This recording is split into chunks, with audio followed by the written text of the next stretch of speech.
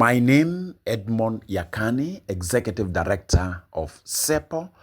With due respect and honor, I would like to amplify my voice loudly with a serious note to the attention of His Excellency, President, the Republic of South Sudan, and the leadership of the Council of the States over the issue of where some states are functioning without a functional state assembly. Some states' governors have not worked together with the leadership of the parliament to open the state's parliament function.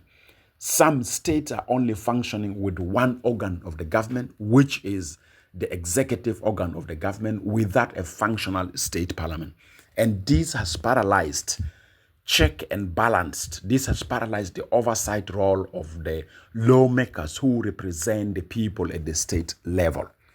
I would like to appeal to His Excellency President that there's a need to give a serious direction to the governors that tend not to open their state's parliament or make their state's parliament not to function.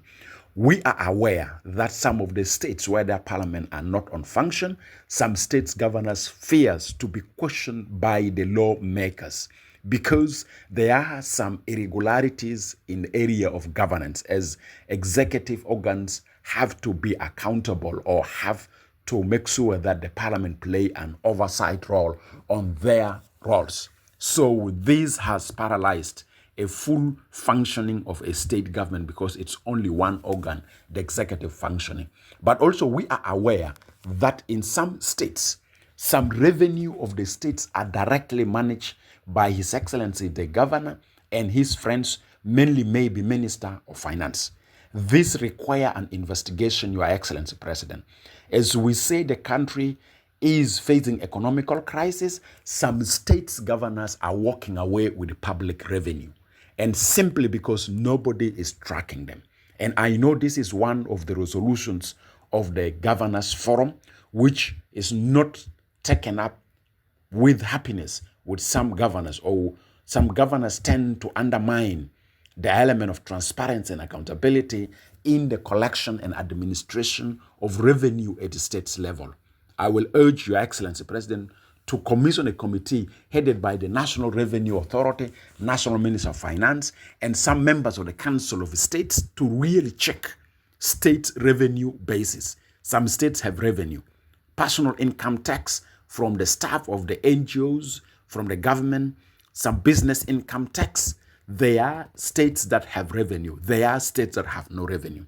But those states that have revenue, my main concern was that state governors and ministers of finances are running with this revenue as their personal property, not as a property of the state where transparency and accountability is impressed. So I'm urging Your Excellency President, on behalf of the suffering citizens at the state's level, on behalf of those who are seeing manipulation and mismanagement of state revenue that could have helped in this economical crisis, Your Excellency President, we beg with the tears of the citizens who are suffering at state level, specifically those states that have at least a revenue base or source of revenue, need to be investigated. And we are aware that even in sub-national government like municipalities, cities, and counties, still in some parts of the country there are revenue there, but also because the way how state administration is administering collection and utilization of revenue have made some commissioners also to walk away and some mayors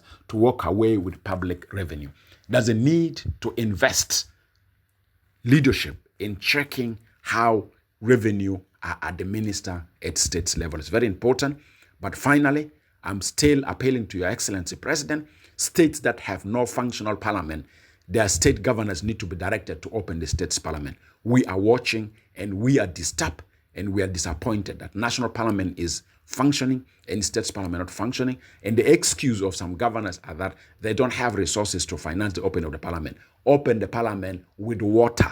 You are our representatives. You are our leaders. You are not leaders for celebrations. Parliament can be open with the water. Declare it open and do it one day with the water without anything. Open it.